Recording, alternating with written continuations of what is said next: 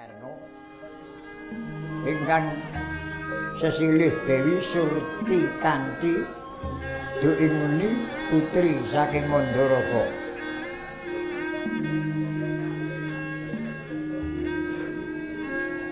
Dupi molaking raka rawuh gumpuh-gumpuh denya nanggapi. Nata monggo Prabu Karna Basusena lenggah madyaning mandhapi wangunan. Dewi Surti kanthi ngadhep mungguh ngarsa mengkeraken kengirayu kalih Raden Durta miwah Raden Jayarata. Kasambet siwanipun Patih Hadimanggala.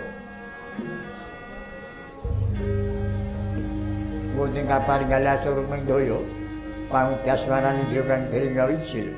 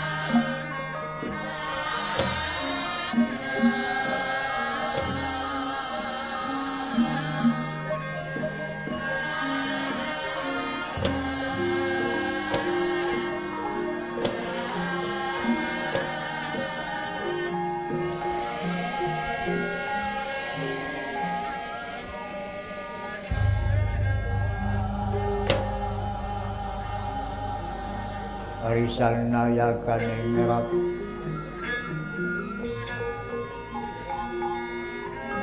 sudeng ngerat kat lama manggu amar nugroho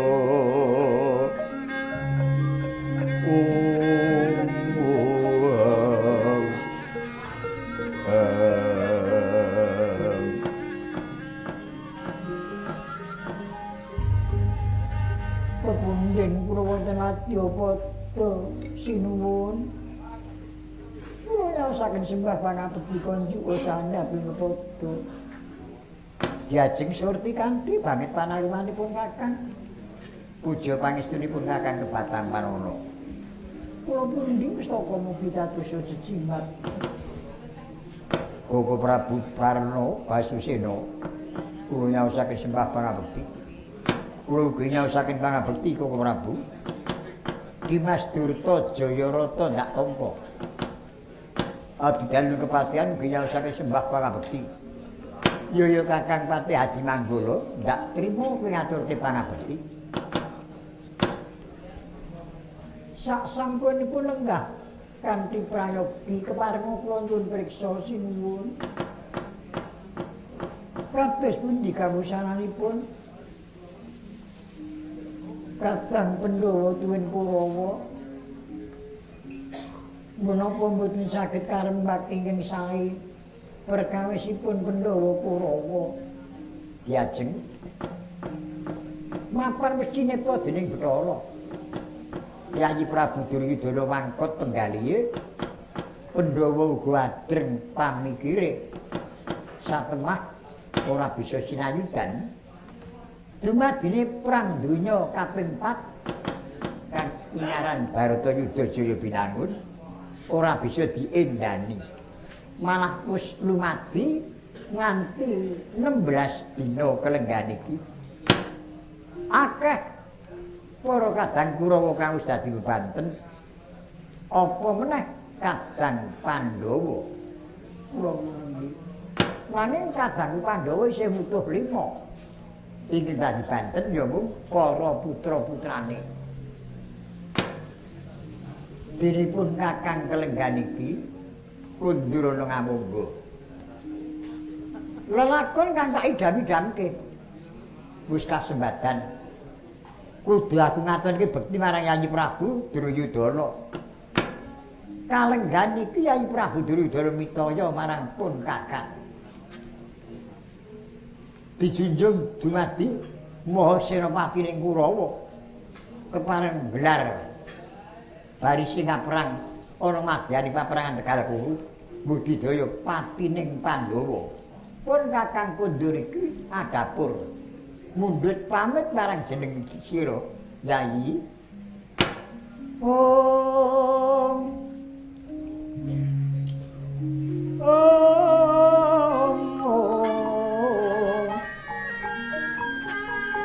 Ram suram tiwan karo kinken nirmang sukan layon denyo ilang memanise wadon kang katon layu malku cemrahyo maratani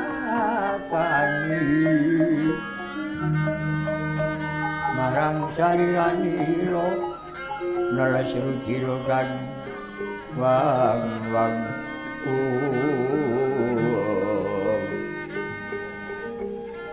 nyakono bangsu mirat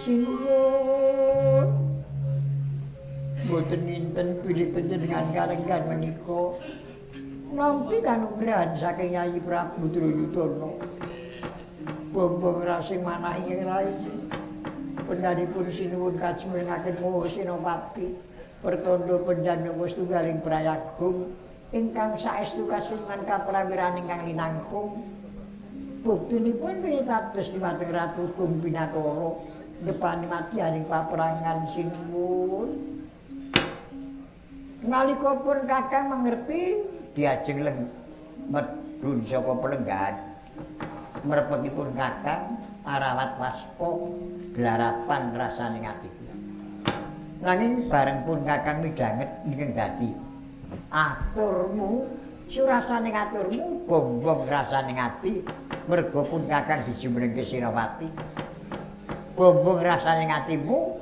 merga kowe duwe tetimbangan kang kesinungan kadigdayan linuwih bukti nyatane pinersaya dening Ratu Binathara kula nuwun inggih ya pancen ngono watak manudya niku bungah banget dadi nangis susah ya dadi nangis mula kalenggan iki pun Kakang swedya budal rumadyani paprangan. Kula nderek. Lho. Kok nderek? Pun Kakang iki ora arep pariwisata. Arep maguting Rananggana. Nek Wanudya melu nang paprangan ora gawe santos saling lahir batin, nanging malah ngurubeti laku. Nanging kula nderek. Pamrihmu apa? Panjenengan menika mukti wibawa kula ngayom kamukten panjenengan. Nanging yen pendhan menika seda kula kedah mbelani.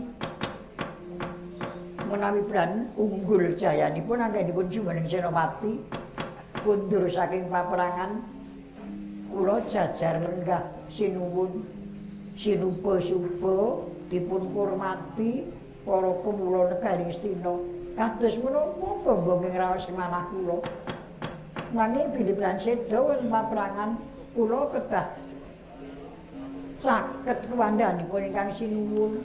Oh mengkono to. Kula muni ya.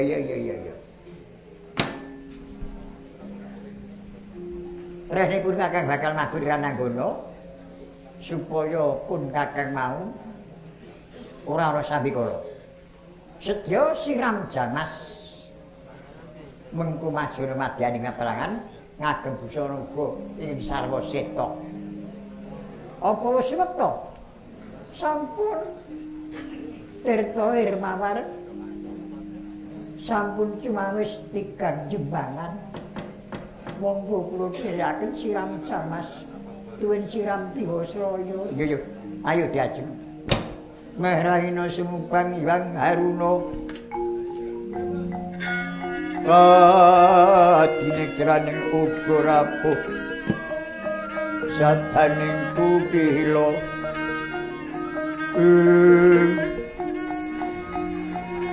Ring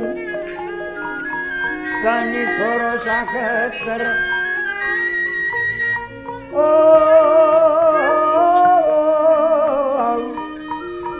tinidungan ingkung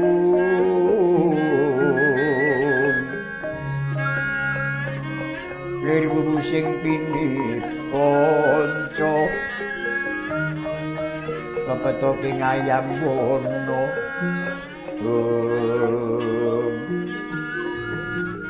merak pagagan manguwuh Bremara nrabasa ring kusuma payarana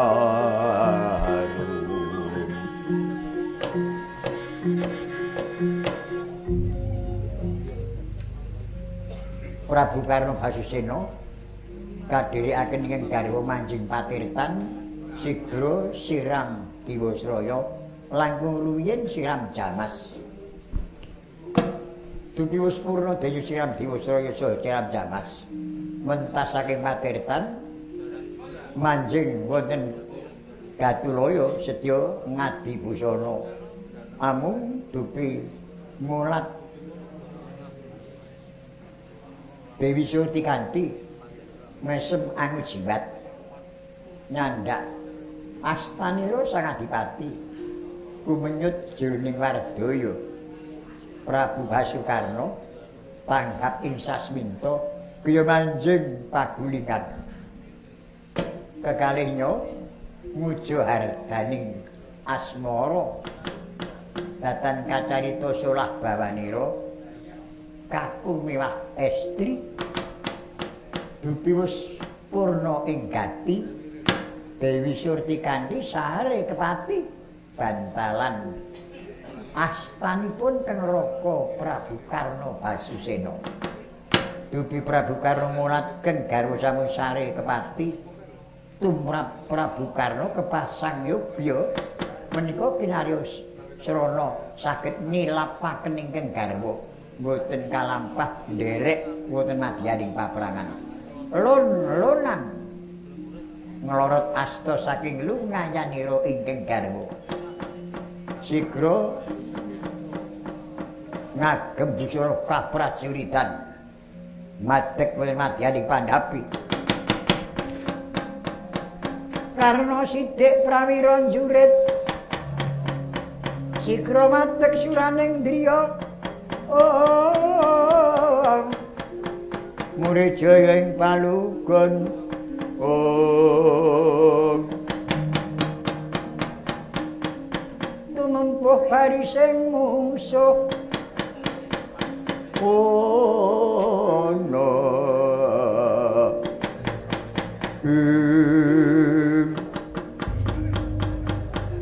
Kakang Patih Hadimanggala Kakang Patih Hadimanggala Kakang Patih Hadimanggala Lho dateng sendika ki ngopo aku urung dawuh mbok menawi sampun dawuh ora memper nang kesuwanan turu to kula menika wau mboten kok ketileman bedane apa menawi kula tilem rak gledak kula menika kalian lungguh yen kalian lungguh menika namung keturun dados ketileman mboten kok turu dados menika ya kalebet nyambut damel Rajan boten midhangi menapa-menapa ning lungguh. Boten kenging purnomi. Kaya sing ora-ora. Kula wistani boten temtu tindakan. Gini kok nyenyet. Diajeng surti kanthi wis turu kepati mumpung diajeng surti kanthi. Bisa tak tilapake. Kowe kang tak percaya dadi manggalaning wadyum pamonggo kawula. Durta Jayarata kawula pinangka pengapitku majur madyaning paperangan wisi ilang. Nyuwun tambahi pangestu. Yo sing ati-ati Durta Jayarata.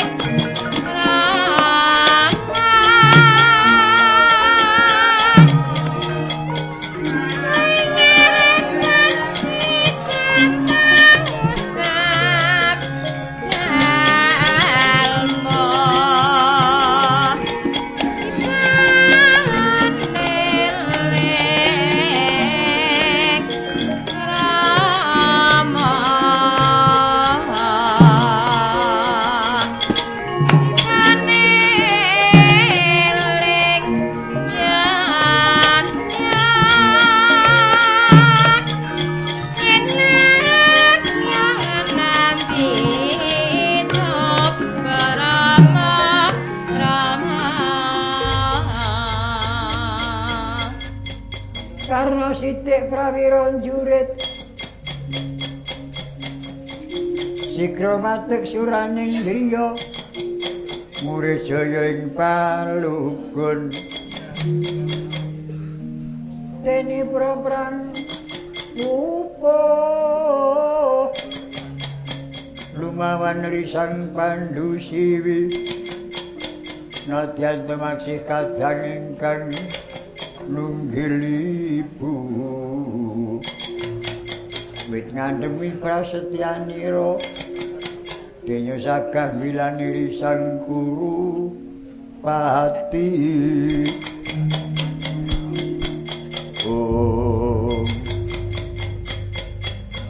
Paman Arya kula nuwun mboten dawuh pilih boten klentu nggih mapagaken lampah kula menika rak Dimas Senjaya kula nuwun inggih mila mekaten Kakang Adipati Karna aku nyaoske pangabekti Kakang ya tak tampa Paman Sengkuni semanten ugi kula nyaosaken pangabekti ya tak tampa bocah kok salin seringat terus saiki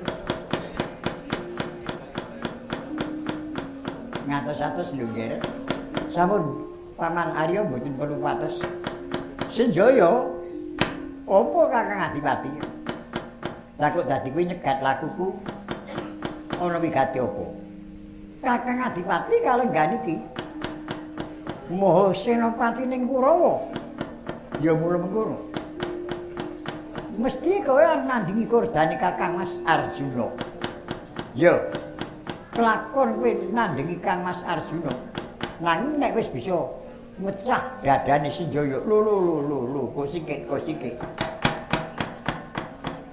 mapanmu iku ana negara Panggumbakan iku kelebu bawah negara Wistina nek kowe arep melu Bratayuda arek kudu nglabuhi Kurawa ora kok nglabuhi Pandhawa Kurawa karo Pandhawa kuwi padha dene kadangku nunggal sak darak merga Kanjeng Rama iku kadange taruna wa Prabu Pandhu Dewanata ya wa Prabu Destarastra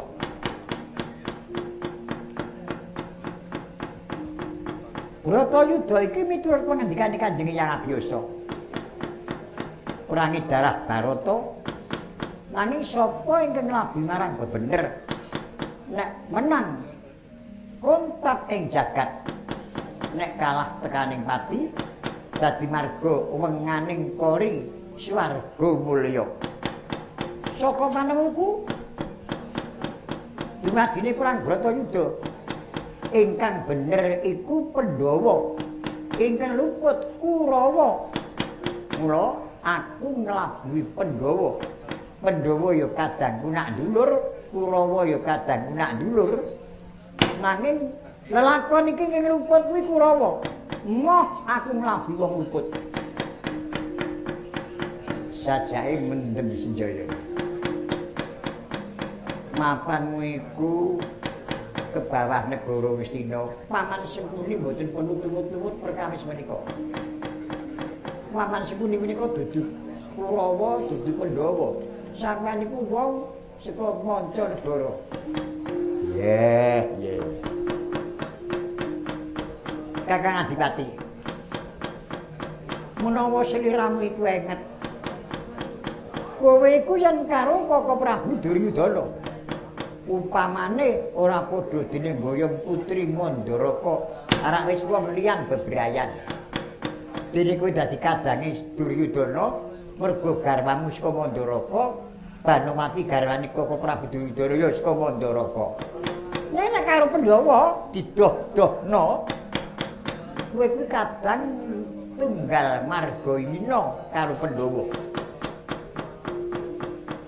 mergo carita wis nelake yen Kakang Adipati Karna iku putra pambayune wa Dewi Kunti Tanibrata lah kok kuwi abot Kurawa merga kowe ana negara Wistina dikudungi derajat pangkat dikemuli panguwasa Apa nek wis duwe derajat pangkat, yo duwe panguwasa, yo lali, ora ngerti endi sedulur, endi sing dudu, endi sing luput, endi sing bener, mengkono. Jojo nguntap pindho kinetap nek karo bocah ngundaran dir. Senjaya. Saya suwe ngabaki talingan wis. Ora perlu kakean swara. Yen pinter nggalangi lakune Adipati Kro. Kene mergane pati tak ladeni Kakang Adipati.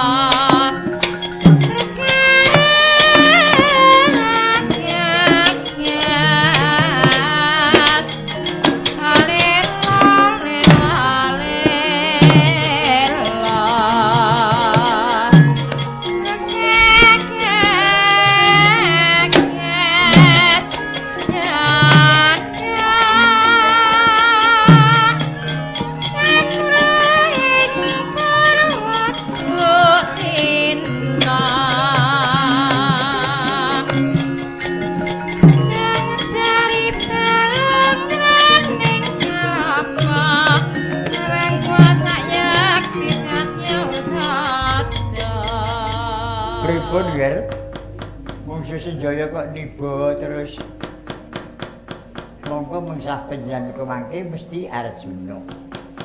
Lah nek Arjuna karo Senjaya niku lah mesti abot Arjuna bobote ngayuda. Akeh Mungsu Senjaya kok wis tiba.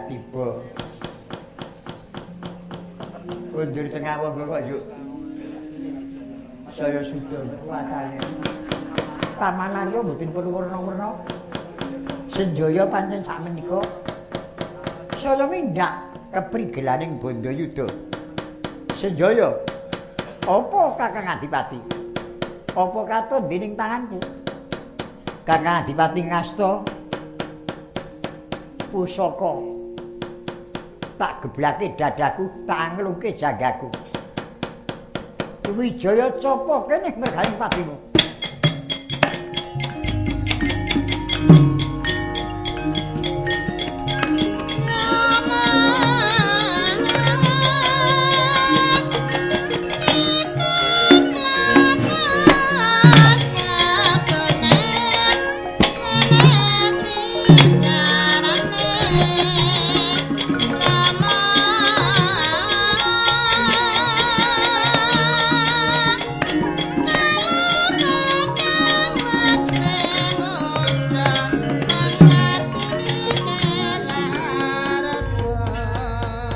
Raden Senjaya mulat Prabu Basukarna nglepasaken pusaka Kyai Wijaya Capa.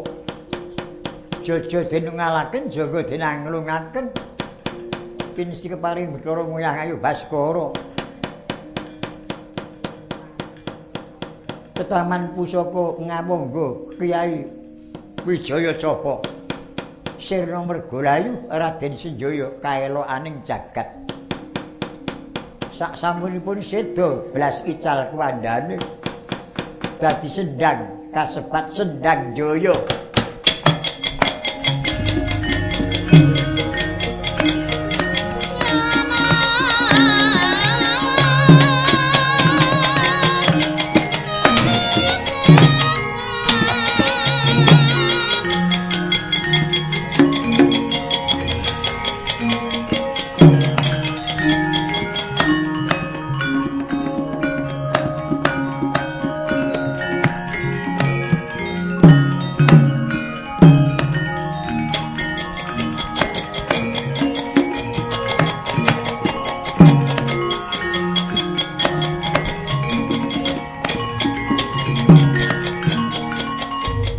tobat-tobat.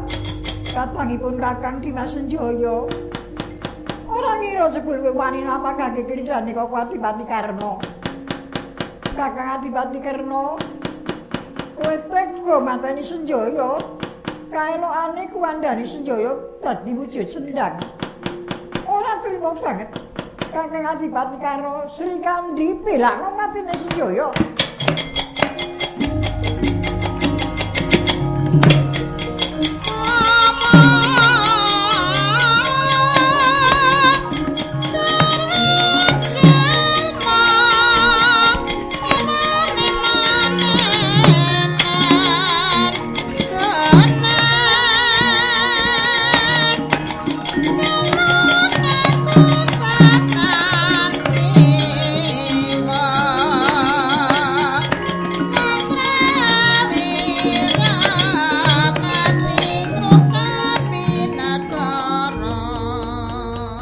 Mawur mangawur-awur-wuran tengarane ngajurit kong peri magru gongso tetek kaya butulo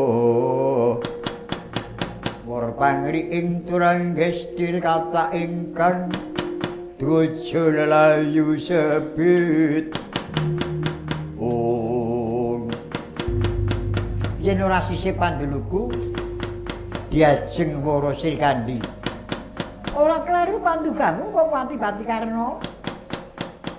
Aku ngaturke pangabekti netepi nggonku dadi kadang nom. Ya tak trima. Ana wigati apa semune kok tikel wimbane wis padake marang pun Kakang. Senjaya mbok sirnakake. Ora trima patine Senjaya. Aku belakno patine kadangku Dimas Senjaya. Kusik-kusik to, kusik. Senjaya kuwi sejatine rak wong Kestina. Nanging kok nglabuhi Pandhawa. Ora kena tak jumplanan becik, lah yo malah kudu tak sirnake. Nanging aku ora trima. Sri Kandi, nek kena tak iman kowe mundur. Iki tak gadang dadi musuh kuwi ku tetimbanganmu Dimas Arjuna. Aku nek perang musuh kowe. Nek menang ora kondang, nek kalah barang wirang. Becik kowe mundur. Kowe aja waton puja ngendika. Kowe musuh Sri Kandi nek menang ora bakal kondang. Lah apa Kakang Adipati ora inget? Eyang Resi Bisma gegeduging Senopati Kurawa mati saka tangane Sri Kandi. Apa meneh Kakang Adipati Karna yen kowe yo mateni Sri Kandi kaluka ing jagat Triloka ngalembono karo Kakang Adipati. Ora kena digawe becik kene mergane patimu kowe.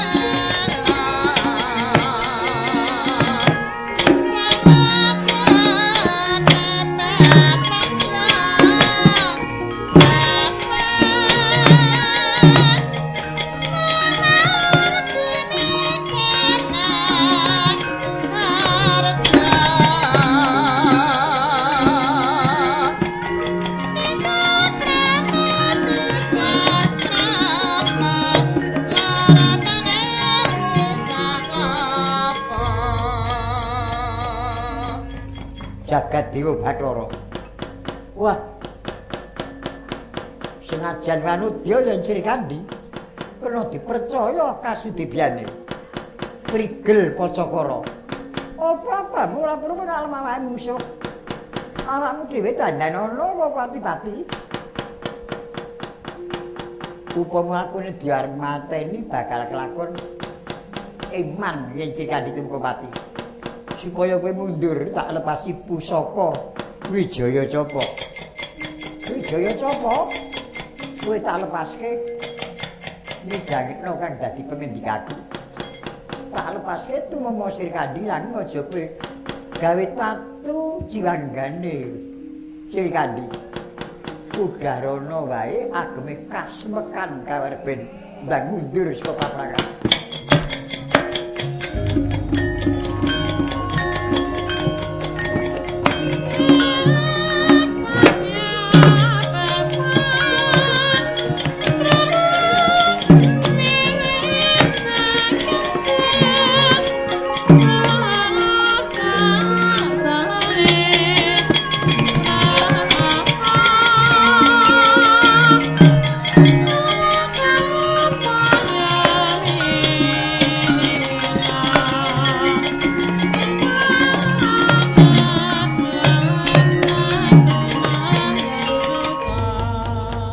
Harapan raos manaku lho Kakang Mbok.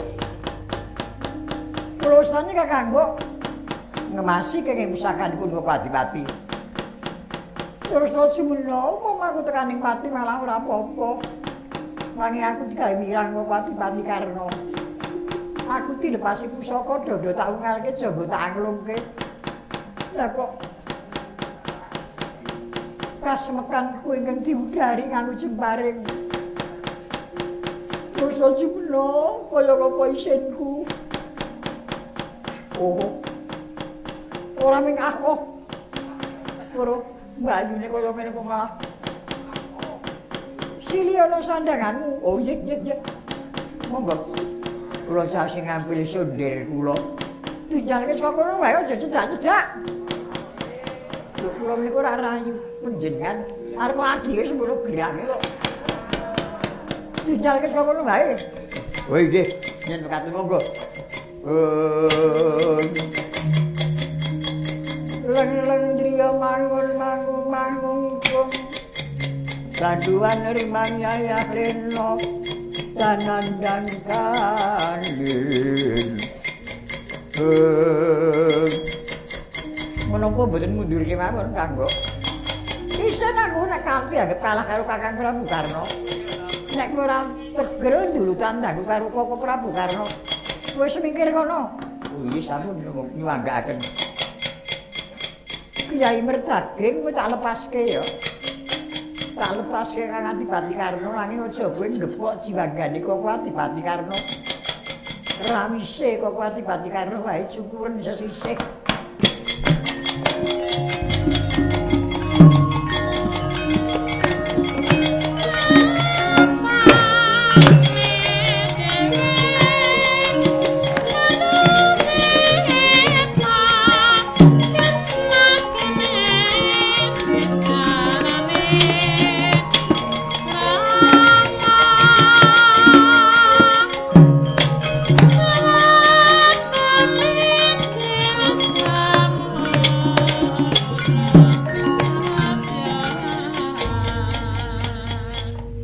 Menapa nggih?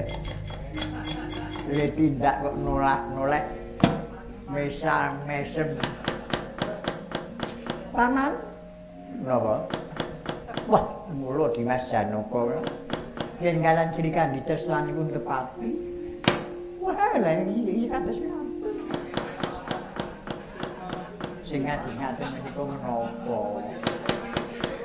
Kula menika jemparing Srikandi rak mboten mentala.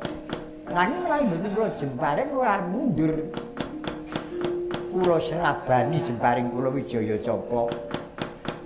Aja kowe ngenani cek anggane Srikandi.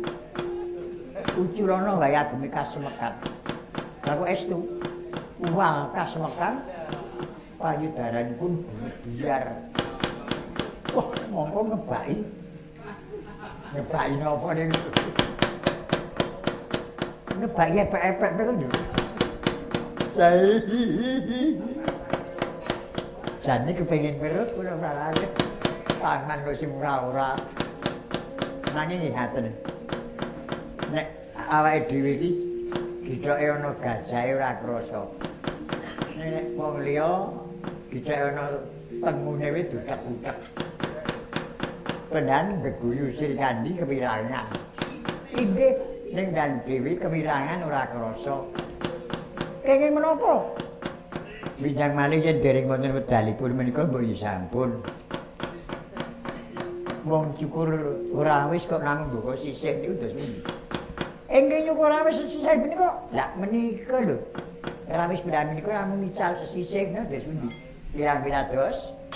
Kula niku ambak wong tuwa ora besus. Ngalor ngidul sang pengilon. Kok paman gadah pengilon? Pengilon namung alit. Niki le nyukani sinden-sinden itu. Monggo kula aturi bersani.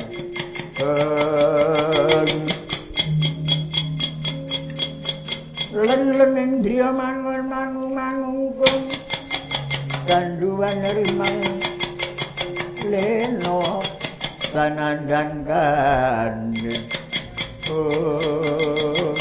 jagat Dewa Bathara ora kena digawe becik Srikandi gawe mirangi wong tuwa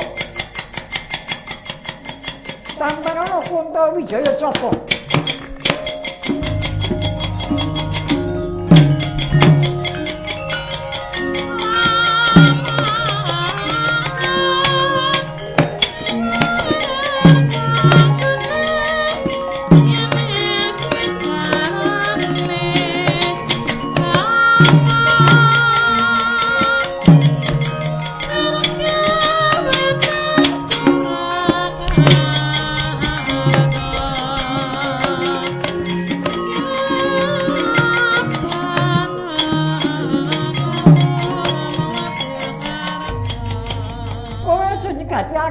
Mas Rasa Sumena Koko Adipati sampun duka saestu satite ngasta pusaka aku ora wedi menawi ketaman pusakanipun Koko Adipati tentu ketiwasan kakangku aku ora wedi mati ora lega rasane atiku ora kembali kanthi dayane Koko Adipati karena ya ora tak peksa ora mundur kanggo iki monggo kita banjur.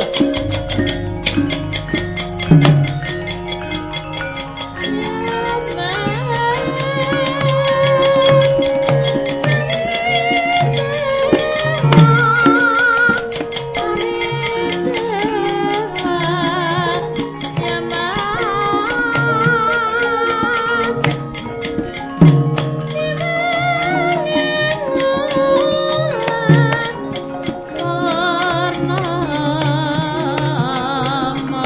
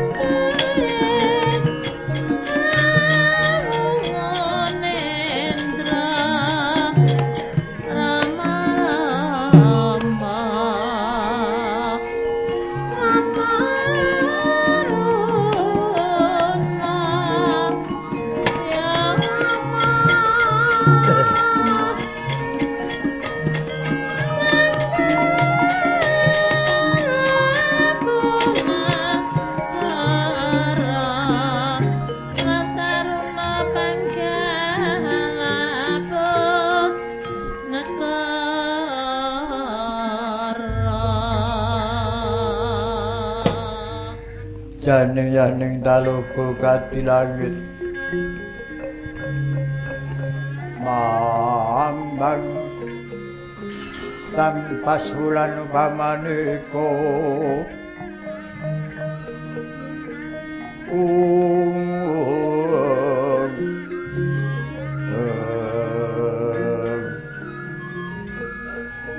lintang tulya kusumayana sumawur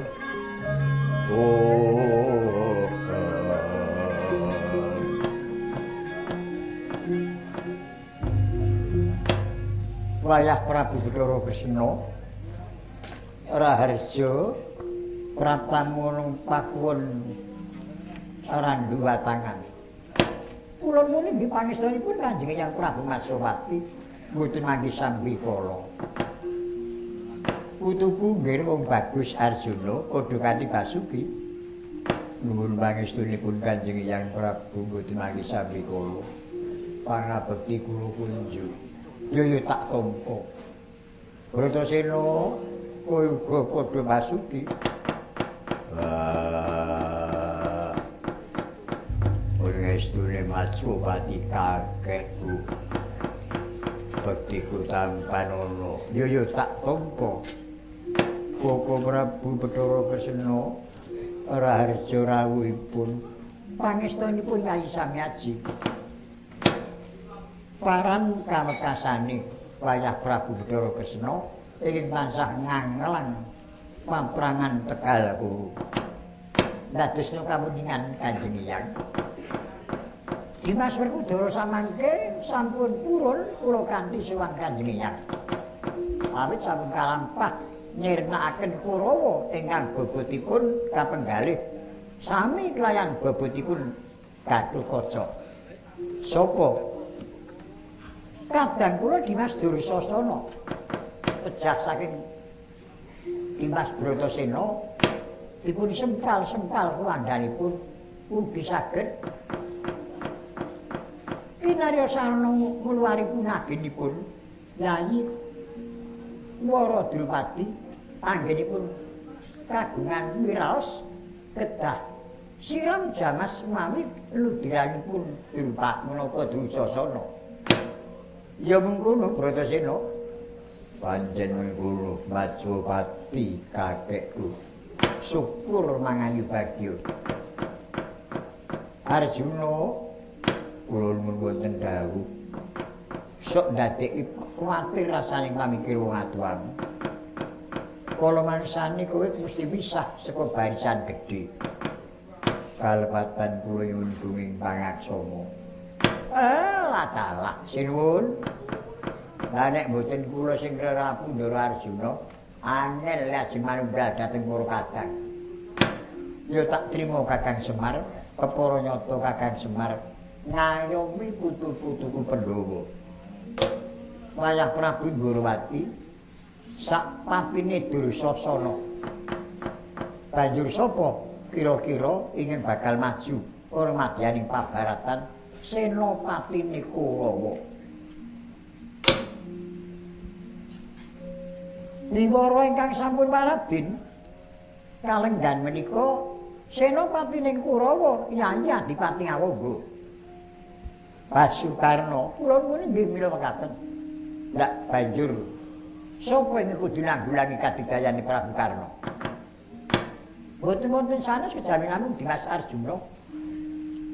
Kula mboten sagah. Mboten dumugi raos sing manah kula. Koko Adipati Karna menika mboten saged pilih kula menika ngendani amargi Koko Adipati Karna kadang kula sepuh. Nanging kuwi nyemanggaaken badhe rirembaka basa menapa kemawon Koko Adipati Karna kadang kula sepuh nunggil Margoina. Apa aku Kresna kakangku? Yen aku sing kudu mateni Karna kakangku kepasang Yogya. Gatot iki mateni Karna kakangku. Lho kusik. Yayi Dipati Karna iku prajurit Jemparing. Mongko Werkudara prajurit Gada. Nek prajurit Jemparing iku bisa mateni mungsuh saka kaduan. Nanging nek prajurit Gada rak kudu adu arep. Lara ora tandinge. Iya, Truk. Nek Jemparing bisa mateni mungsuh saka kaduan. Ha iya. Nek Gada nek ora adu arep ora iso. Oh iya. Iya, Truk, kudu adu arep kowe iki. Saka mburi ora kena. Bandamu. Rodha la iya nek ora nganti kowe tak penthung saka mburi ora padha wae to kowe. Kowe kok aja udrek dhewe-dhewe. Bendaramu kakek ngendika penting. Kakekne saiki maju. Ngerti temu penting ya apa. Semar iki ora iso tiru-tiru ngono. Piye, Nger? Lamun to Arjuna ora gelem. Nggih. Nias pantes manungku puja Kanjeng Hyang. Sobi kula badhe nyuwun wewenganing Bathara. Nalarira kang katawengan.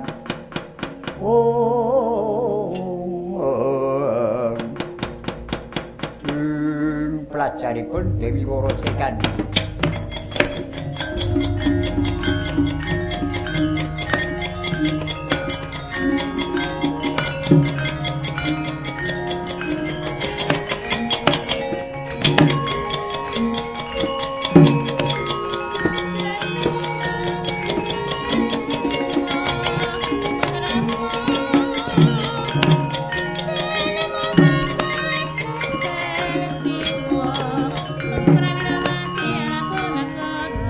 Yen ora kleru iki putuku Sekandi. Kula mulingi Kanjeng Hyang. Padha raharja, kula mulingi pangestunipun Kanjeng Hyang Prabu Matswapati. Sekandi iki padha becik. Pangestunipun Koko Prabu Puntadewa. Sekandi padha kanthi raharja. Kula mulingi pangestunipun Koko Prabu Dwarawati. Ana wigati apa kok semu-semengko? Bareng muncul atur lan ngersanipun Eyang Prabu tuwin para kadang-kadang Bendawa. Nalika wau kula menika wonten pakuwon glagah tinunu. Kedatengan Dimas Senjaya. Senjaya iku sapa? Senjaya menika putranipun Kanjeng Paman Yama Widura. Dados kalian kadang Pandhawa nak nderek. Oh, mengko. Iya ya. Biasa iki duwe anak 3. Banjur ana wigati apa? Senjaya menika wasipun badhe nderek para kadang Pandhawa wonten salebeting perang Bratayuda menika. Panjenipun kula nrenggalangi. Nanging Kakang Bawara Sembadra mboten dados kersanipun. Malah kepara radi duka kalian kula. Mila lajeng kula mangsuli dhateng Senjaya nek pancen kowe arep ngatonke bekti ana negara Ngamarta lan para Pandhawa. Kowe kudu wani ngadepi Senopati ning Kurawa. Lah kok keparastu mapangaken kok Adipati Ngawangga. Tobat-tobat mengsaka Adipati Ngawangga kebasan mboten namung nutin kangge sak dreping nektra. Senjaya sirna wonten matiyaning paprangan. Senjaya tekaning pati. Kula nuwun inggih kula mboten trima. Kula nrenggalangi kajegdayanipun Kakang Prabu Karna. Dadi kowe perang karo Koko Adipati Karna. Inggih pangeran. Aja tok cegati sik iki, Mas. Ben cetha. Wah, iya. orang bojo ya reng bojone selaya karo kakangnya iki ora diwangi bojo diwangi kepikir kowe aja padha nyela-nyela Dul anu wong turu wae kowe yo kowe kon turu cok lah ini turu aku ora kuwatir nek metu apa-apa ora badhe ya cilaka sak bajute tupi kok pati karo semu keseser mlepasaken pusaka Kanjeng Hyang Jaja kula ngalaken jangga kula nglungaken ingkang dipun lepasaken menika Wijaya Capa mudhari agem kula kasemekan ngantos nyenggol kelangenanipun Kanjeng Pangeran sanalika bintul Jaja nguntap pindho kinetap mikro bocah ngundarandir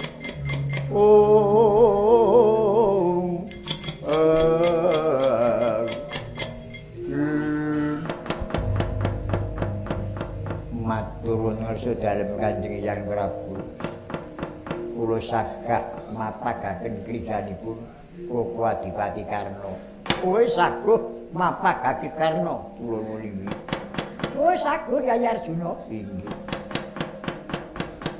mau ra saguh kok saiki saguh ya Tru kowe ra krungu to waduhe Ndara Srikandi dilepasi pusaka ning sing dilepasi kasemekane budal langane Semar iki nyerempet kelangenane Ndara Janaka ngantek bidul kelangenane Ndara Janaka apa to Tru ora ngerti kuwi ngerti kuwi ya manuk kae manuk utut goblok kelangenane Ndara Janaka sing diasta Ndara Srikandi lah ya ora iso dipakani Ndara Srikandi pakandani lho kelangenane Ndara Janaka sing ana nganggane Ndara Srikandi iki Payudara payu pira ora ngerti Payudara to ora Payudara iki susu tak nyemplung sak men ora krungu wong Petruk karo gareng iki werna-werna lamun kepara nyata kuwi saguh enggal nganggo tandha Senopati ngagem kalung puspita rionce kawula meninggi Kanjeng Hyang kula nyuwun tambahan pangestu ingkang prayitna Koko Prabu Budadewa kula nyuwun pamit Arjuna kula jroning Bratayuda dumadi akeh mungsuhmu kang wis tumekaning pati langing ora kaya sak gedhagan iki abot boboting ayuda nggon Marpacakara jroning kowe ngadepi yudhane Koko Adipati Karna aja kowe njangka nek arep mateni senopati ning mungsuh nanging kowe mung netepi darmaning satriya kula nuwun inggih kalah menang iku muhung orong panguwasaning Hyang Widi kowe dadi ki mengko tekadmu mung sawiji netepi darmaning satriya kawula nuwun inggih Koko Prabu ingkang wayah ugi nyuwun pangestu ya nggih mangsa Buddha mbenu ngayomi putuku Arjuna wah aku piye pengapite Yayi Adipati Karna Durta Jayarata papakna Bratasena pangestumu tak jaluk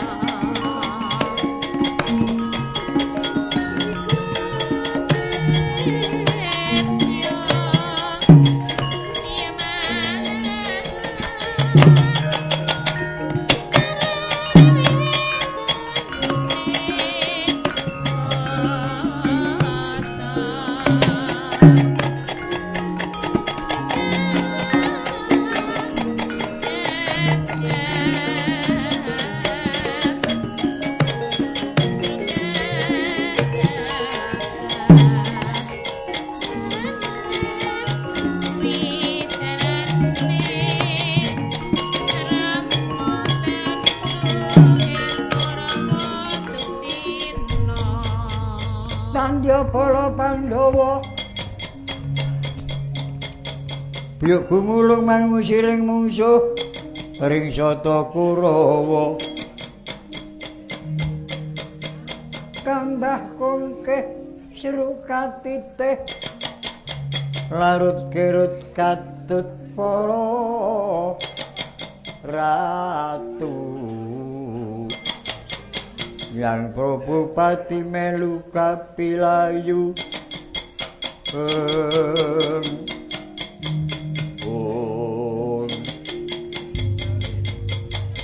nyuwun pangapunten Rama sametawis Kanjeng Rama anggenipun ngentosi